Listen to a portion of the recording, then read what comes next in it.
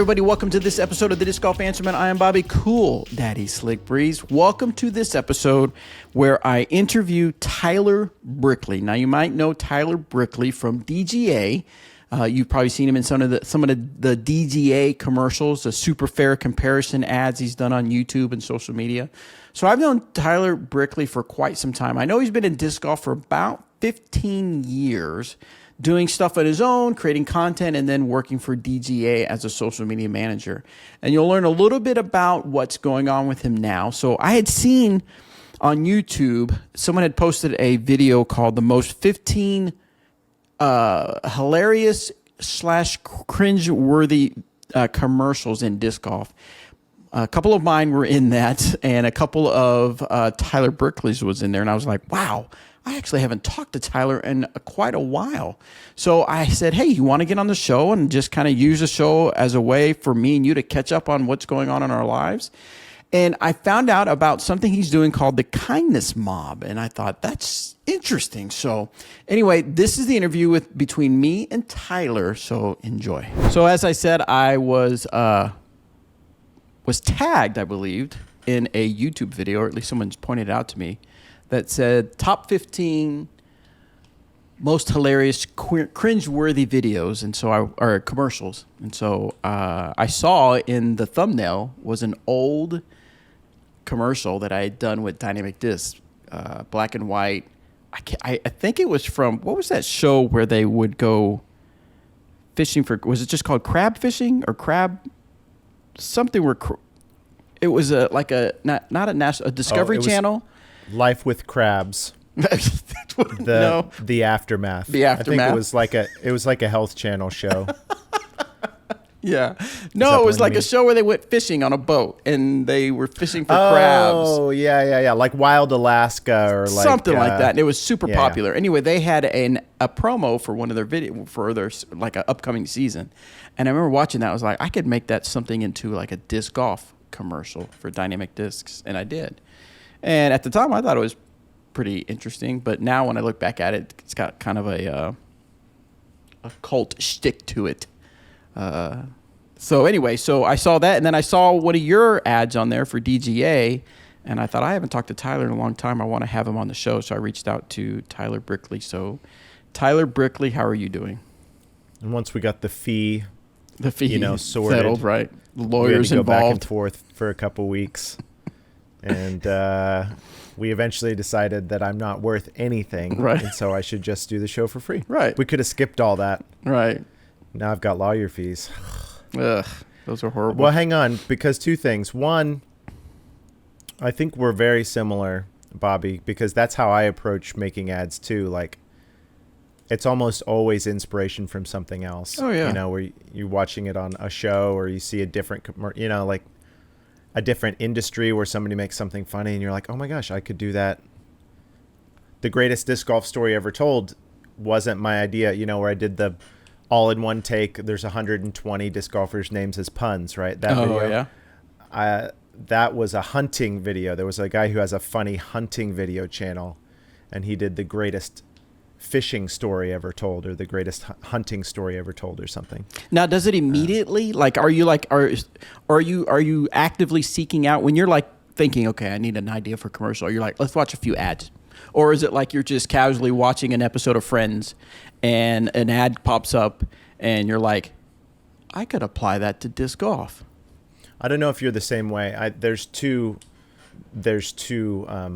ways that we get ideas, and one is just an intrusive thought like that, and another is a planned, like based on a need. And I've done it so long, it doesn't take long. That's why I tell everybody that I've ever collabed with or worked with, like, the ideas are that's the easy part. Yeah. Like, you and me could take the next 5 minutes and come up with 5 really funny disc golf commercial ideas for Clash discs, right? It's just like, it's the implementation that's the hard part. So a laptop and a coffee shop and 30 minutes, and you can make something if you have to, but I think the more fun ones are where they surprise you. Yeah. I'd say so. Yeah, that's very much so. Like even the Disc Golf is Life little promos I did with Dynamic Disc, that's obviously ESPN Sports Center. I mean, that's just straight from that kind of the day, how the sports, how it would be if it really was integrated into sports, into the daily office life. And so it was kind of like, how do we, everyday things, how does that conform to disc golf? So yeah, we had fun with those. Brainstorming sessions were fun, trying to figure out, oh, I just remember that one where he walks in and he does that. How do we do that for disc golf? And so it was fun coming up with those ideas. So let me ask you something. Let me turn this interview around on you immediately now that we're less than 5 minutes in. Yes. What typical is something Tyler, typical creatively that you have done that you're just like really proud of? Just maybe disc golf is life is the answer, but when you look back on your career, you know, like we did this series or even just like that one project that I thought of and I just was like really proud of how that came out. The one that I believe has had the most impact, or I felt has had the most impact on people liking dynamic discs is the "Is This Disc Right for You" series. Yeah. That was just something that was just something I was just like, how do we? And it's so simple, but it's like, how do we show people? Because we kept saying people keep buying the wrong disc. They keep buying a disc that's too much for them. Now, on one hand, you're like, oh, we want them to buy them up, buy all the discs, try them out, right? Suckers. But we wanted to come across and say, hey, we want you to buy the right disc for you. So how do we demonstrate that? And well, it's like, let's have me throw it and Eric McCabe throw it, and you can see the difference. We'll talk about the difference. And I would say when people approached me, text me, or Facebook message me or Instagram message me, whatever, that's always the one that comes up and says, I throw disc because I saw you throw it, and I saw Eric throw it, or I saw Anthony throw it, or whoever we had on the episode. I think that has had the most impact on people liking dynamic discs, and I would, that's one of those things I'm proud of. I mean, it was an industry-changing series, to not make it sound too grand, but at least in a small way, it was kind of the catalyst for a lot of other companies to do the same thing. I know I certainly thought of that series when I was trying to figure out how to demonstrate our discs. I would often think, well, we need to have a pro throw it and we need to have an average Joe throw it, you know, so everybody can kind of see what it does at different arm speeds. And, you know, I would think back to your guys' videos as being one of the first that I remember. Maybe it had been done in some way, but yours were definitely the ones I remembered. Yeah, it was a fun series to do. There were times where I was at the beginning, it was like, people aren't going to want to watch me throw it. And I even had some of the people in the company, it's like, people don't want to see you throw it. They want to see Eric McCabe throw it. But that's awesome. We learned that was a little bit different. What about yourself? What's something that stands out in your memory as a proud of project? I did a few things that I'm really proud of that never went anywhere, and so those are kind of interesting because I feel like I'll always look at those and be like, man, we really crushed that, and it's too bad, you know. I felt like it didn't really maybe get the hype that it deserved. Like Hunter and Trevor do this video, and it's got 200,000 views. You know what I mean? Yeah. But I know you know what I mean because we've had this, you know, this conversation. It's just a weird thing with audiences and the internet and views and brands. And anyway, not to dwell on that too much, but I think I'm proud of the Most Fun Wins series. It was just, you know, silly challenge videos and disc reviews. It wasn't anything revolutionary, but it just was a long time. We did it for like 2 years, and I made like, I don't know, 25 or 30 episodes of it. But yeah, probably the one that had the most impact, I guess, to put it in your terms, would be the Super Fair Comparison series that I did for DGA, which started with us reviewing a Hurricane and a Destroyer. Right. And it was just, again, like yours, like such a simple idea, right? The whole idea was to just set it up in a business-like tone that we're going to review two things head to head, and then just make it so obvious that we were cheating for our product to win, you know? And I made 5, 7 of those or something, and some of them are really really fun. And that hurricane video was kind of one of the first ones that really got people talking about DGA and our presence kind of on DGN with our ads. And then we built on that, obviously, but I'm proud of those. Now, what about the basket one? The basket where... I took a shot at DD. I know. I got a message from Eric. It was just a smile. It was just one emoji. What do you think the emoji was? Probably the smirk one. It wasn't even. No, it was a little more. It was a little more aggressive direct than that. It was like right in between. It was the one. It wasn't the finger, was it? Basically, if I'm remembering right, I think it was just the emoji with the straight line mouth. Just like. So explain to our audience the commercial. What we're talking about. The concept. I have a 10-year-old veteran that I have here in my yard, right?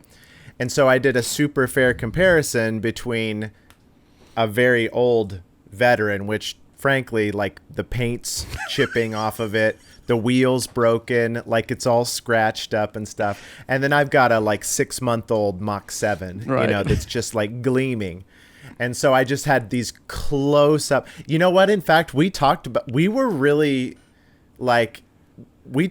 the edit of that quite a bit. We had a couple different versions because we're like, I think this might be like way too aggressive, like the zoom ins, the slow zoom ins on the chipping paint and stuff. So I remember we kind of tried to find a little bit of a balance, but basically it was, just showing both the baskets side by side and then talking about how much better the 7 was. And in the last scene, I've got a rope, which you can clearly see me holding, right? And I just pull over the veteran. It just tips over randomly in the background. And I'm like, wow, that's a terrible basket, It was funny. I laughed at it. Now I can laugh even more at it. But I would say in the moment, I was like, where is he going with this? What is going on? Okay. Not mad, but I was like, oh, so now that's where we're going. That's where we're going. We're now going to compare ourselves, like blatantly compare. Obviously there's innuendos and stuff, but I mean, that's what I was trying to avoid, really, at the end of the day, because I never wanted it to be like put a new veteran up against a Mach 7 and then say ours is better. Because like that's such a, that's a different style of marketing. Right. I wanted to grab like the ugliest, janky ass old basket that I could find, and hopefully in that regard, let people know that it's clearly us cheating, to get the win, which was kind of the vibe of the whole super fair comparison. Yeah, that's awesome. Okay, so but let's go back a little bit further. And I remember the way I first discovered you was, of course, you with your accent and your funny interview videos. What was the whole? What inspired that? Well, that's a whole story, but I could probably sum it up in a few sentences. Kind of like pre-midlife crisis, turning 30, and had never really made funny videos that promoted me, which that's the whole story. That's the big long part behind that, using my talents and giftings to kind of promote other things, but never really myself, because that was looked at as like, bad. Right. And when I turned 30, I'm like, man, I don't know, like this just makes me really, really happy. And I think I could make a lot of other people happy too. And so I'm like, I'm just going to make some stuff. And so literally one of the first things that I did after I made that decision when I was 30 was to steal Ian Anderson's commentary-less video of Worlds that he put out. And I downloaded it and did 5 holes with a Russian accent, and then thought, this isn't funny. And then I tried it again with a New Zealand accent, and I'm like, hey, this is kind of funny. Posted it, 2 days go by, it gets 20 views and nothing. And then on day 3, it gets like 1,000 views. And I'm like, oh my gosh, that's so cool. And then it went went kind of crazy. And then I'm messaging Ian Anderson and I'm like, oh my gosh, this is like the best moment of my life. Turns out 5 years later, he's really not that great, honestly. Looking back, I was so naive that I even thought Ian Anderson, was worth talking to. Oh, the things you learn as time go by. I know, right? He's just he's terrible because he's so nice. Like you just can't, I'm just like, calm down with the compliments. Okay, so yeah, that's right. It started out as commentary, but then it became, in a sense, it became its own character, and then you started to. Was it shortly after that you started to travel to tournaments and then doing the interviews, or was that how long was that between that? Frankly, I think that's just the part of me that you saw, because that was the only place that I really did it was DDO. Oh, really? Okay. Yeah, I would have always liked to have done that more, but having 4 kids, and like travel is pretty tough. So DDO really was and I did it a couple times, but just going up there with interviews, I would have always loved to do more of that. I've talked to Sean and Jamie at DGN, and we were close at one point, but I'm like, let me do Between Two Ferns. Let me do Kunk on Earth. I don't know if you've seen that new Netflix. I haven't seen that one, huh? Oh my gosh, it's so brilliant. And it's the same idea, right? The interviewer is so dry and the questions are so absurd. I'm just like, let me do that. That would just be so... I can't imagine a more fun project. You would be fantastic at it. Get me in the room with Calvin Heimberg and let me, without laughing, just make fun of him for about 20 minutes. I think that'd be great. What did they didn't like it? The world wanted to see it. I think I got Jamie. We were working on a different project until I recently left. But I think Jamie, I was talking to him about, imagine me and Nico. Imagine me and Nico in a room together. And then I just kind of started to ad-lib some of the random interview questions we could do. And by the end of it, he was like, okay, I don't think you'd have to convince way too many people, that would be a good idea. It would be hard to have the vision to do that before you actually saw the finished product, which is kind of a big problem with a lot of my ideas. Well, hey, actually, I wanted to bring this up with you because case in point, I wanted to for 4 years. I really wanted DGA and Dynamic Discs. Yes, you always push to be rivals, and I always pushed that. You always push that. I had you like doing this thing, like, okay, yeah, like I could see it, when we would talk about it. And I had Scott like, like, I don't know. Yeah, I guess, but that's the thing. I'm like, I think until those videos come out and the powers that be see the comments, right, that I know would happen. 100% guarantee the fans would love that. Yeah. It's really hard to kind of get pushed into the production phase. I feel like it's one of those things where you watch movie documentaries and they're like, so many executives were just like, no, that's a stupid movie. No, that's screenplay crazy, whatever. And then it becomes like Gone with the Wind or something like that. It's just like amazing. Yeah. But no one else could see it except the creator can see that this is going to be a great. I will admit, like, I thought, part of me was like, that might catch on. That might. But then every time I would bring it up to the powers that be there, their thinking was always, well, we're bigger than DGA, so who's really going to benefit, them or us? And then it was just, it never made it past like 1 or 2 meetings or something like that. So, but it's like, okay, it's like I used to own a restaurant, right? And it's a small town, and we had a cafe. There was a cafe exactly like us right across the street, and they hated us. And I was always over there. Like, I'm eating in their restaurant. I'm trying to talk to the owner, and my whole point with her the whole time is we need to do more collaboration, because it's not you versus me. It's you and me as downtown restaurants versus McDonald's and Wendy's out on West Central, And that's the same vision that I have with things like that. Like who's bigger, who stands to benefit? Yes, we both do. Like, it wouldn't be DD or DGA gets more or the other. We would both get a lot, right? And then the people who are missing out would be anybody who didn't do that project with us. As you can see, I'm still passionate about it. Did you ever pitch it to any other manufacturer? Yeah, in fact, I guess since I'm gone, I was doing it with Lone Star right at the end. Yeah. And me and Josh were having a ton of fun, and we had plans to go bigger with it, but we were really on the same page about all that, and we had lots of phone calls, and we were planning out our tweets even at each other, and the fans were eating it up. Now, I'm sure you guys have heard, but I got to remind you, I have a Clash Discs online store, CoolDaddyDiscGolf.com. I have pretty much a full inventory of Clash discs that you can shop. I also have the Disc Golf Answer Man whale sack. I have a few little accessories you can get with from Clash Disc. So if you are looking to fill your bag with more Clash discs, make sure you check out CoolDaddyDiscGolf.com. Appreciate you guys. So you did mention that you've had a change. So what has been going on the last year or so? What's going on? I mean, you as of up until when you were still working at DGA, correct?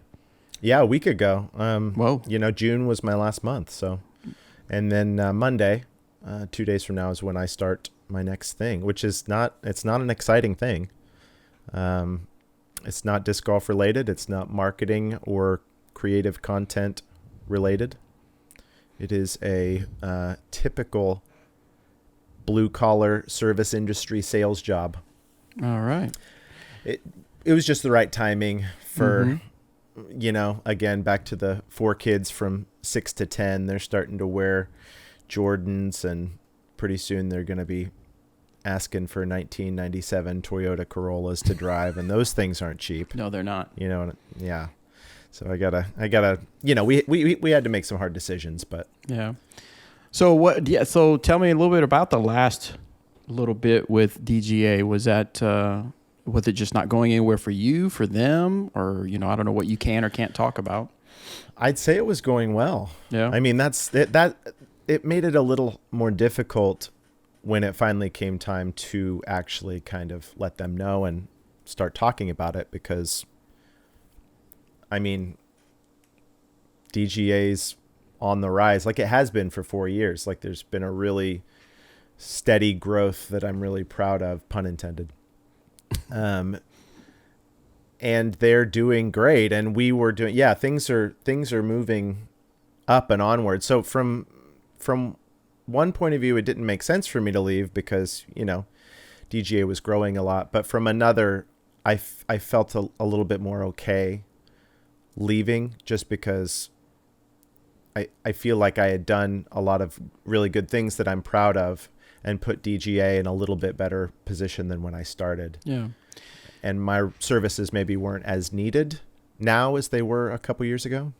And you were doing their social media management and obviously creating ads and things like that. But weren't there some other things like behind the scenes that you did that we wouldn't necessarily know it had the Tyler stamp on it, but it was stuff that you did? Yeah, frankly, I'd say maybe 80+% of what I did was, traditional office type work. Gotcha. That weren't public facing. Right. And then, I would be creating content and graphics and social media stuff that people would see. But a lot of what I did was just kind of the nuts and bolts of helping the company run. Yeah. Which was a challenge. I would have always liked to have been doing more of the outward facing stuff, but it just kind of is what it is.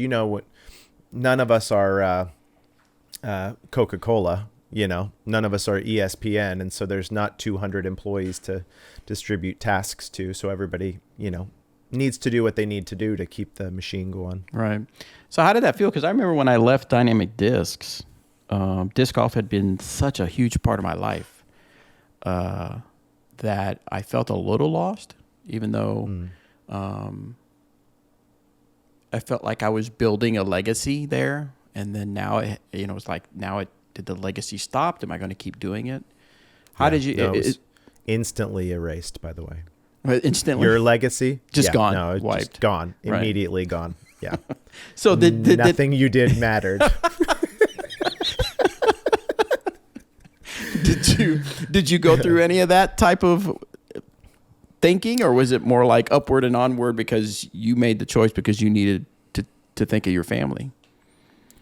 Well, to be completely fair, it's kind of a forest for the trees situation, because I'm, less than 10 days out of it right now. But I will say, creatively, I felt a giant weight off my shoulders that I didn't really know was there, because this is all I've done for 15 or 20 years is Right. like make content and branding and being the spokesperson for companies. And so I'm standing on my back porch about a month ago, and I just had the thought like, wait, that means I won't need to be making videos and like editing stuff, and oh my gosh. And it just like, I just felt like 100 pounds lighter. Wow. Which would put me at about 125 pounds, you know. Good to know. Yeah. And it was great. I didn't need, so yeah, that's been kind of, now I've edited a ton over the last month. You know, I asked for 4 weeks. The new company was like, can you start next week? I'm like, how about a month from now? So I really wanted to end well, you know, and I had a lot of projects on my desk and wanted to, so I've done, it's been a sprint, you know, to the finish line, but now I'm looking at all this stuff and I'm like, wow, I feel really relieved creatively to not have that be part of my job now. Well, but do you think you'll, once that has sunk in, as you say, because you're only 10 days out, do you foresee, I know you can't foresee the future, but do you foresee, knowing yourself, do you foresee you missing certain aspects of it? I foresee the itch coming back. I've already kind of felt it a little. And I'm really excited about that, because the me of 4 or 5 years ago was when I had a spontaneous, you know, intrusive thought, like creative idea, I would make it. Right. But I haven't had that honestly for a couple of years, because like, you know, you get to that place where if you have 7 videos on your desk that you need to have done, why would you go film an 8th video? Right. Just for fun, you know? So I've already had a few ideas and almost like gone and done them. Like, wow, this is interesting. I don't have those things pop into my head anymore. And now I am having them. That's really fun. And then this thing, I want to promote this in a minute too. Yeah, we'll get to that. Too. Yeah, I would definitely get to that, since I know you wore it on purpose. But Yeah. ABC, yeah. you know. No. So you brought up an interesting point, because so do you feel like there was some constraint or on your creativity because you in a sense being forced to be creative? Wow, what a terrible way to phrase that. How dare you? Like, now tell me the truth. Since they were jerks and made you, You know what in I'm an saying, evil, though. malicious That's right, yeah. way, give up your God-given creativity. Hey, that's how. Isn't that how your interviews do it? They Yeah. slide it under there. Objection. Leading the witness, Your Honor.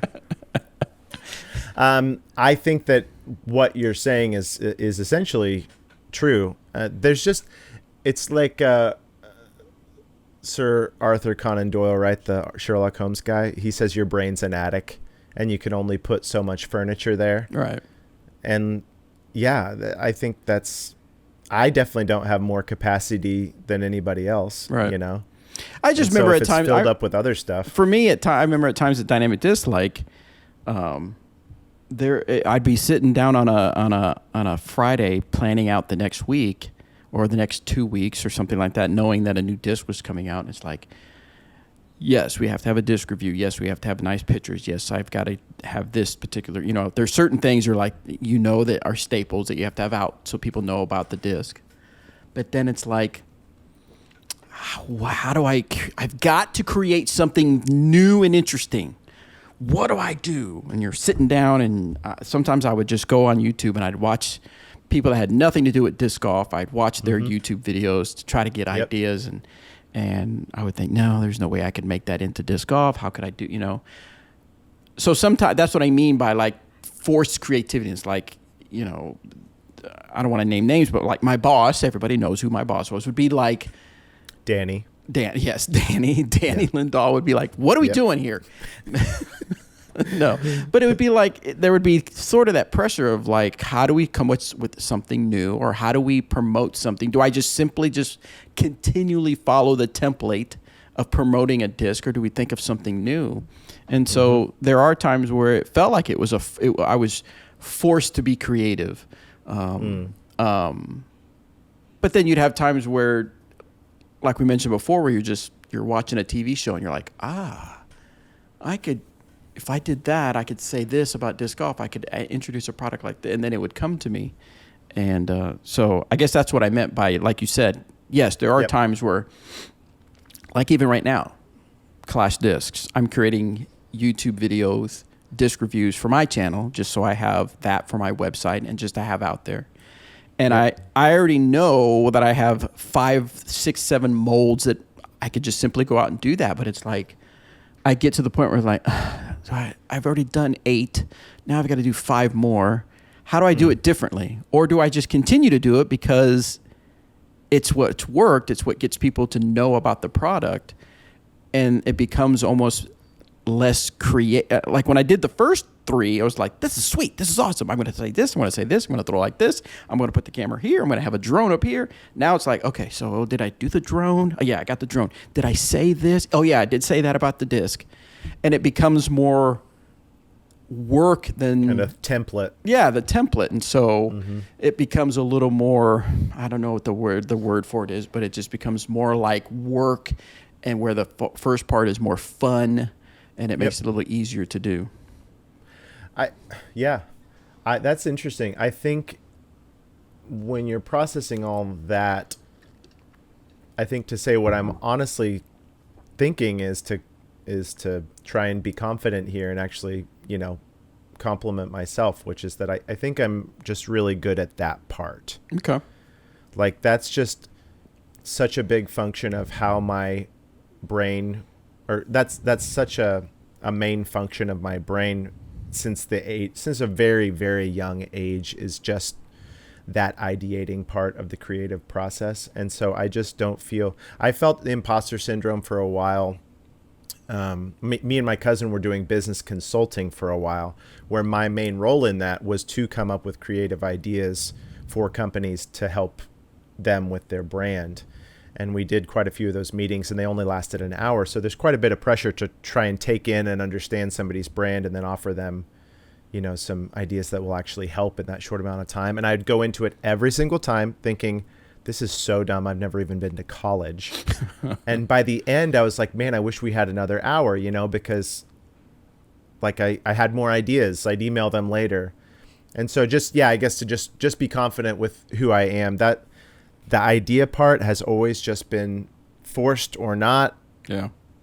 Something for whatever reason. Hey, and by the way, as an aside, anytime that you're struggling with you want to do something in a creative way for Clash, let's get on a call, because I think that's fun too. And I promise in 20 or 30 minutes, like, okay, here's the problem. And then 30 minutes later, we've got 4 or 5 things that we, could do. Yeah. No, that'd be great. That'd be great actually to have a resource for that. No. But no, okay. I'm over it. You're over it already? Yeah, no, it's not going to be fun. It's going to be work. That's the whole point of what I was bringing up. It's just, this stuff sucks. It's I absolutely get nothing out of it. So now you did mention that you said some ideas are coming to you.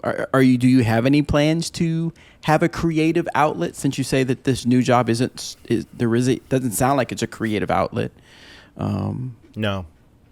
No, this new job is I just go to work and I talk to people and then I come home. I mean, there's nothing, So yeah, I would be very surprised, especially considering the stuff that's already been happening in the last week, I'd be very surprised if I didn't do stuff. I've thought it'd be kind of fun to revive disc golf comedy. It'd be kind of fun to have a comedic review channel. That's a niche. Like I don't see people doing that, and I think I could do that. Even if people were, I think I could do it very well compared to anybody else who was. Yeah. But like companies would need to know, like, hey, send me whatever you want, but I'm gonna that would be it. Yeah, like that would be in the fine print. Like it's never really truly bad, but I'm gonna take big swings, and there's gonna be stuff that you probably would have shot down in the planning phase on paper. You know what I mean? Kind of like what we already Why talked do you about. need their permission?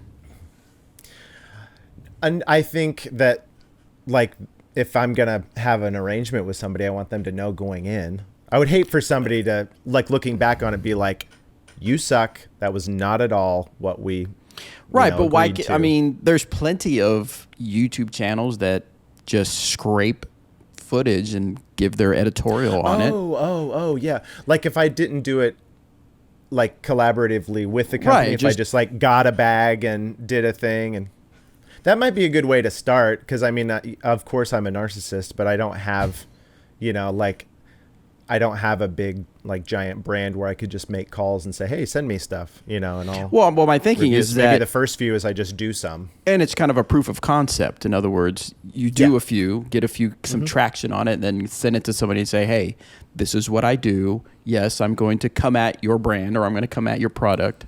But Yep. as you can see, it's well received, and it only does, and all it does is bring more awareness to your product or brand. We were close. I was doing, because I did that with Grip. I did a backpack. I did a BX2 review that did really well. And it was just ridiculous. It was just super silly the whole time. Although it was one of my top 5 favorite lines that I've ever written. The intro to that video was, the last time I paid this much money for a backpack, it was filled with drugs. That's good. And then it went to the intro, and I'm just like, oh, man. But we had stuff. I was talking to, like, Upper Park and then Grip about some other. Yeah. Anyway, sorry, that's a big rabbit trail. But I feel like that's something that I would have a lot of fun with. Like, You could almost Like- do the TikTok or the Instagram Reel green screens that I see people do, where Yeah. it's just the commercial or the ad or something behind you, and you're giving your 2-3 liner commentary. It's Yeah. it's a 15, 20-second video, yeah. and it becomes almost like a PDGA Rodman type of thing, where it just kind of slowly catches on, people sharing it. I don't know. Or have you followed Rockstar? Do you follow Rockstar on Instagram Reel? He does. Now, this isn't the same, but it's my thinking is, anyway, he does voiceovers for pet videos. Oh, yeah. Yes. Yeah. I think I follow him on TikTok, actually. Okay. And so, he just started out doing that, and now it's become how he raises money for a movie he's putting together or something like that. Yeah. I'm sure. So anyway, I think that'd be I mean, I've kind of definitely funny. done in that vein, like the whole, I get the Aussie Man comparison a ton just Yeah. because of the accent, and just kind of silly commentary on things. That's almost a different, that'd be like a different series on the same channel, because I guess my original idea was just like talking headshot, me standing in front of the camera with a product, and I'm just being funny about it. I got you. That sounds funny. You made it sound funny. No, I don't like it anymore. Not anymore. I'm over that too. I'm great at ideas. 10 minutes later, I pitch my new brand, and we're both like, that's a sucky idea, man. I don't 10 know. minutes later sounds more like 10 seconds later. The way this is going. Okay, so tell me about Kindness Mob. This Okay, hat the Kindness Mob. The Kindness Mob. Yeah, so the Kindness Mob is something that I started January 1st of this year, kind of, I guess, a New Year's resolution sort of thing. But I just remember that narcissistic bit we talk about. I don't know if you get this way. I want to ask you before I get into talking about the Kindness Mob. Okay. Do you ever get just so sick of yourself? Oh, you're just leaving it at that, are you? That's it, right? No, hang on. Do you ever just hate yourself? Hang on. And And answer honestly, please. Oh, wait. oh, I've seen the fly at least 3 or 4 times. I know. Zipping over your head.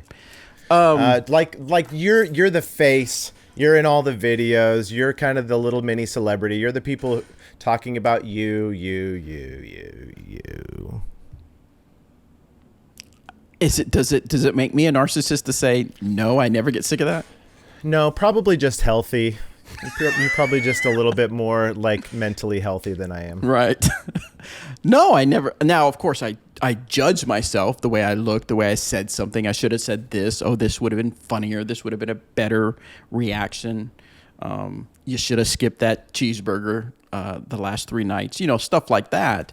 But yeah, I can't believe you haven't torn into that yet. I'm skipping this one right now, actually.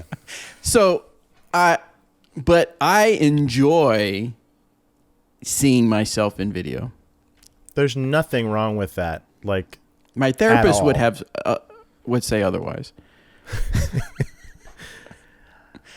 I just get tired. I get tired of me, What do you get tired of?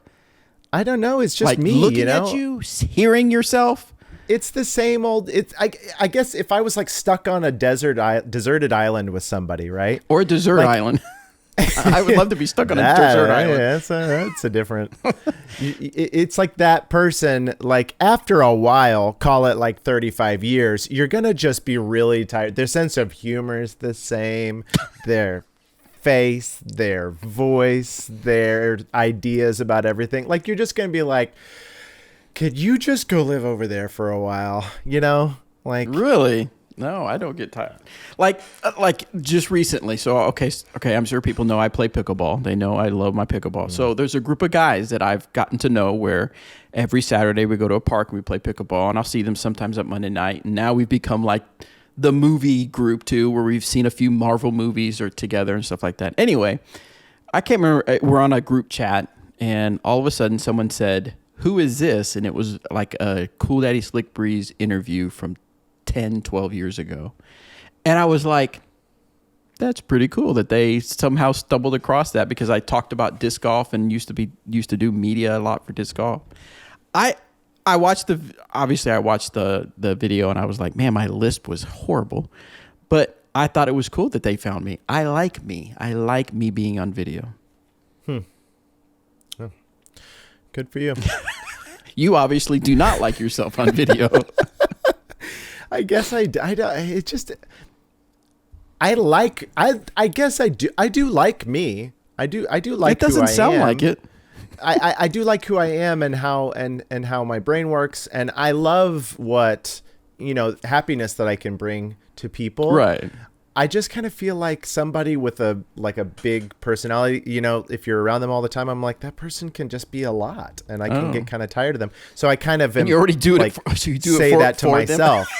Yeah. Like I'm like, it's my inner monologue. Like, dude, you're kind of like annoying me today. Like, could you just like chill out? I guess I've never been in there. Okay, well then there you go. We're each like whole people. It's cool to see kind of our strengths and things we struggle with. But full circle, around the first of this year, I'm like, I really want to do more creative stuff that is just like not selling something or promoting a product, and definitely not promoting me. And it was also at a time where I'm just like so tired of the typical rhythms of negativity on social media.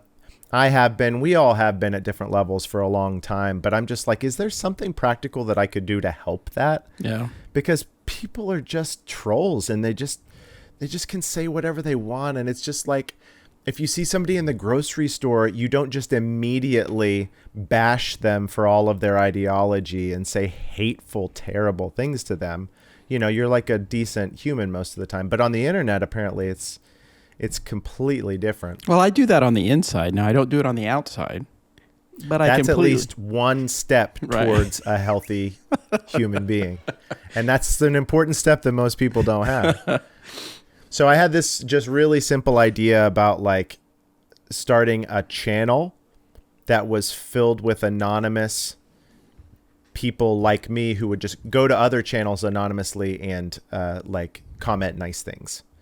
And I had in my mind, I was like, imagine after like 6 months, if we could have like a group of maybe like 100 people who we could just point to any video on the internet, and all of a sudden you got 100 comments. Because as a creator, Bobby, you know that even like 10 comments sometimes can like make your week. Oh, yeah. if you're posting stuff that consistently has like 1 to 3 comments and one of those is bad, it's like you get 10 people in there saying, this is awesome. Good job. Thank you for this. That can just like totally the time. That one comment takes you from soaring in the sky to just bottoming out on the ocean floor.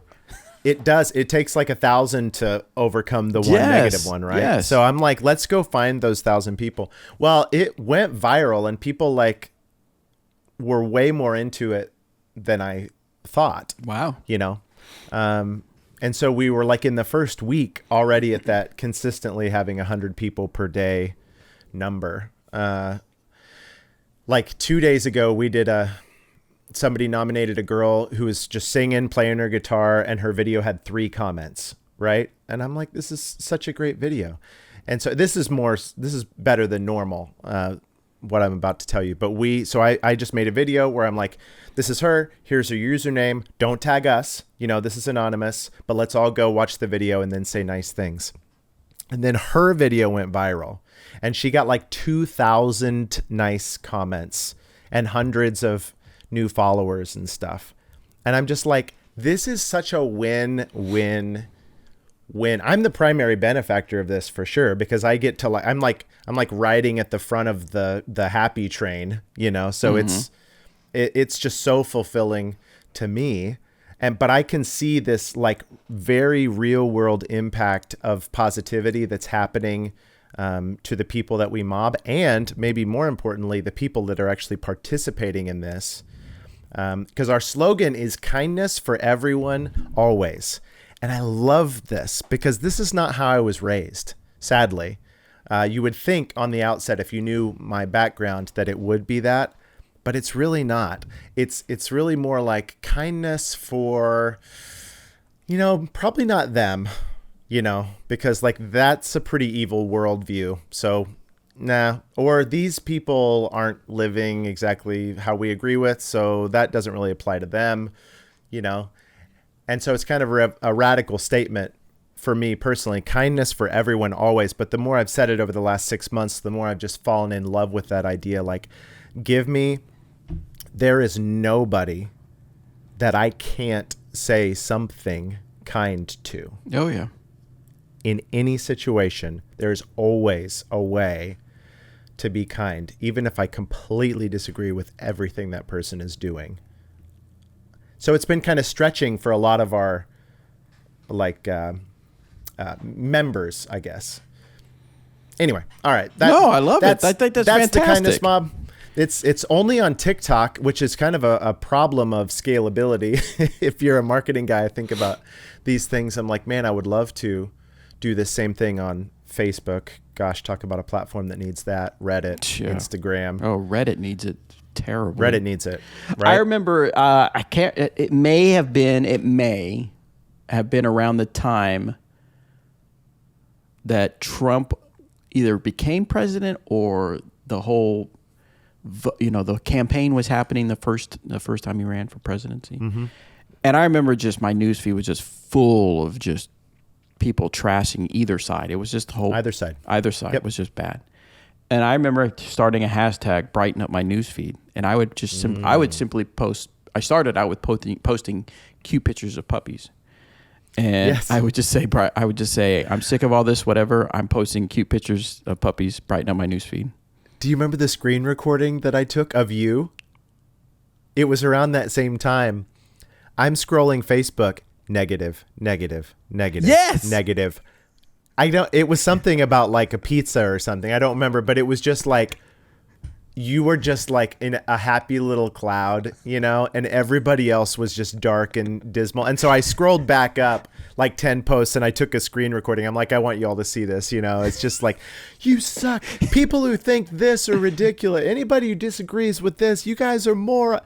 Hey, what's your guys' favorite? Just like, and then just like Bobby, here comes Bob, which is exactly, it sounds like that was, by design. Yes.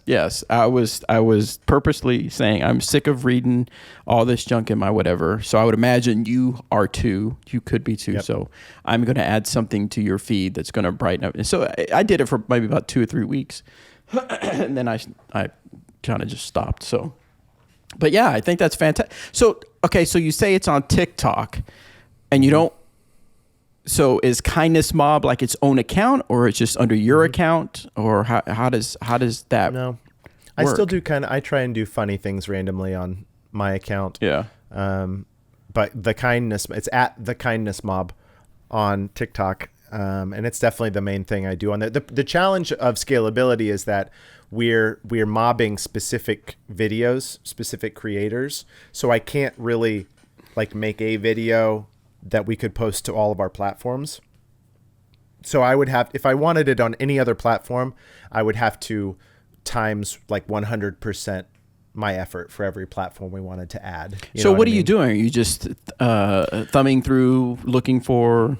Well, now it's almost 9 out of 10 of them are nominations, because we've got kind of this army of positivity trolls, right? And they're just scrolling their feed, and if they see a video, the criteria is pretty loose, but we say, you can't self-nominate, and we're looking for people that don't have like a ton of followers already. Hey, sorry. Those are really the only two, thoughts. But you're scrolling your For You page and you see a video that is cool, or maybe somebody that needs encouragement and it's only got a few comments. Well, you copy the username and you send it to my account. So I have a lot to choose from every day now. But in terms of what I'm doing, it's kind of like what you said with the Instagram reel. It's like I take a few screenshots, I do a green screen thing, and then I have an intro and an outro. So it takes about 30 minutes to do every day, which sometimes feels easy. And frankly, sometimes even with all the benefit it's causing, sometimes still feels like a grind. But it's been worth it for sure. You've got quite a few videos out there, as a matter of fact. Yeah. You're on it now? Yeah, that's fantastic. Let me pull up the spreadsheet. I've been trying to keep track loosely of Did you just say the spreadsheet? The spreadsheet. This is a big deal for me if you know me, because I'm not like a spreadsheet kind of guy. Okay, so we've done. Oh, that's cool. This is good data. We've done 111 mobs. Yeah. Since January 1st, with an average of 300 comments per mob. So we're averaging every single day somebody's getting 300 kind comments on their video that probably had like less than 10 comments to start, And they're like, okay, so let me finish this. So for a total of 33,000 positive comments that the Kindness Mob has helped motivated since January 1, which if I don't do anything else for the rest of my life, Bobby, I'm so like honored to have been a part of that. This is pretty cool. Yeah, you got a couple of videos that have, 43.6 thousand views on that one, 49.7 thousand, and then you've got some that's got like 5,000, 2,000, 1,000 views. It goes all over the place. It's cool to see the views that the people we mob get too. And the comments. Theirs do really well as well. Like I said, it's win. How is it? Okay, so let me ask you this. Since you have the marketing mind, is it easy, hard, not hard? I don't know how many different ways I'm going to say that. Is it easy or is it hard to, because your initial, the beginning was because you saw so much negativity. So you're like, let's spread kindness. Yep. And you do it, you see it kind of catch on. How hard is it to not say, oh, as a marketer, I should do this to make it catch on even more? And do you lose the initial reason for doing it? No, that's all part of who I am. And that's all just me using my skill set to support the idea that I'm passionate about. Okay, you know what I mean? Yeah. It definitely doesn't detract. Like spending a lot of time on the logo, running sponsored ads, posting teasers, calls to action, influencer reviews of the channel, like all of those things, that I would do for a company to like sell a widget. I'm doing because I'm good at those things, but I just feel like so freaking good about it. Yeah. Like I feel so okay with like demanding that people follow this channel. You know what I mean? Yeah. I would always feel a little bit like in the back of my mind, like if I'm selling a car, or if I'm selling a disc or a basket, you know, like it's money, you know, and people have it. But this is a free thing that's going to take you 2 minutes. So stop what you're doing and go tell this person, you know, something nice right now. Like it's been one of the easiest things for me to like push as a salesperson my whole life, which has been kind of fun. That is cool. I like that. That's pretty interesting. Well, good job with that. Now, how far, what are your, is it one of those things you're just going to, however big it gets, or do you have any? Yeah. My goals for it, like I said, kind of the 6-month mark we hit in like the first couple weeks. Wow. And I didn't have anything really outside, because the long-term dream was, imagine having 100 people that we all met at the same place every day. And we said, okay, let's who are we going to say kind things to today? And that was the dream. And we're there, you know? And so now it's just a matter of keeping it going. And I love we have a store and we have like merch and things to sell to keep the lights on, but my costs are like $50 a month, you know? So if I don't sell things, that's not like, it's not even that much. Probably it's like 35. But now let me ask you this, and this is totally segue, but I'm curious. Do you do on-demand print with your merchandise? Yeah. Yeah, I haven't been super happy with it, but it's just kind of necessary. Yeah, you know, there's no way to hold that much inventory and not. Yeah, I can't be messing with shipping and stuff like that. But I wish I had my mug here. I had a couple Kindness Mob mugs, which I notoriously have been saying kindness mubs in our videos. I just keep doing that. I'm just like, and go get your Kindness Mob mub, you know, and I'm just like trying to, you know, and the paint comes off of those and like, it says dishwasher safe, but they're not. They're not. Not Someone lied somewhere. Yeah. An idea popped in my head I thought would be interesting is I've seen videos where YouTube creators will interview or go to what's the word for when you assemble people and you like a demonstration or like a flash mob or a... No, where like they're protesting or they're just rallying for something. And the YouTube creator who is on the opposite side of their message will come up and begin to interview them to stir stuff, right? Yeah. Could you be that guy that walks up and says, "Hey, so you're here for this? I think that's awesome. I think it's great that you have this conviction and that you were rallying for this, and I wish you the best," or something. I mean, to me, that would be kind of interesting, their reaction, because immediately they're going to think you're probably going to try to cause some kind of controversy, but you're actually there to compliment them. We've done one live mobbing. Yeah. And people loved it. It was a huge success, and I had a ton of fun, but it was a lot to kind of coordinate. Right. If this was my full-time gig, I would do that. I would do that at least once a week. That would be fun. For my birthday in February for my birthday. I told everybody, hey, this is what I want for my birthday. Send me money and I'm going to take 100% of it out and give it to people. Like that's what I want for my birthday. Oh. And we got like $500. And so I was able to just go out. We just went to, we went to an Aldi.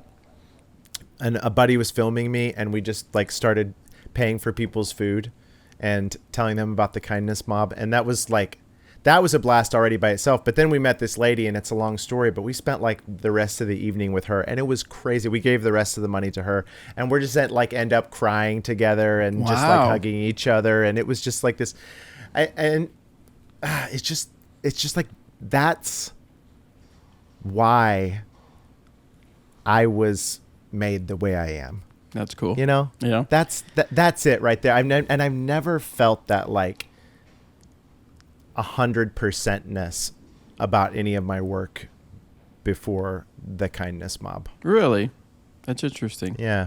I think I'm just kind of verbally processing that also for the first time here. Yeah. You're kind of like an angel. You are. Thank you for this opportunity to process it. Oh, I thought you said I'm kind of like an angel. No, you're an angel. Oh, yeah. Yes, I am. Thank you for that opportunity. So it's kind of like a Mr. Beast type of... it is kind of, yeah. Well, especially that one, where we were just kind of going out and giving money to people, which, like, I don't know. That's a whole other beast. But can we call you just the Beast? It's fun. The Beast. I could be Mrs. Beast. Mrs. Beast. Ms. Maybe like Ms. Ms. Beast. I love Jimmy, and I love his vision. If you've watched any of his interviews about his channel, like how his channel started is a lot of the same vibes. Yeah. You know, like where his sponsorships, and he's like, no, I don't want any of that. I just want you to give me $10,000 so I can go give it to somebody. Yeah.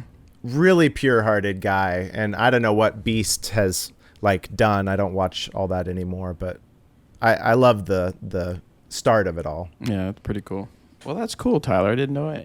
I honestly didn't know that was happening.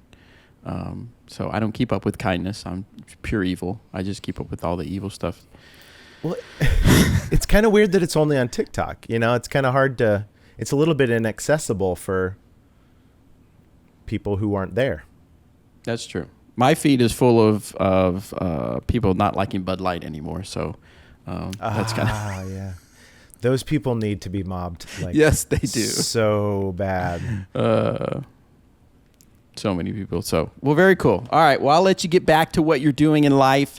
I do appreciate you being on the show, Tyler. I always have fun conversing with you. And I think this kindness mob is a much, much needed thing for life, social media, so much, the whole what do they call it? Keyboard warriors hiding behind their keyboard and spreading negativity. You know, it is interesting that when I listen to motivational podcasts or watch, different videos, they always point to human nature is to go to the negative.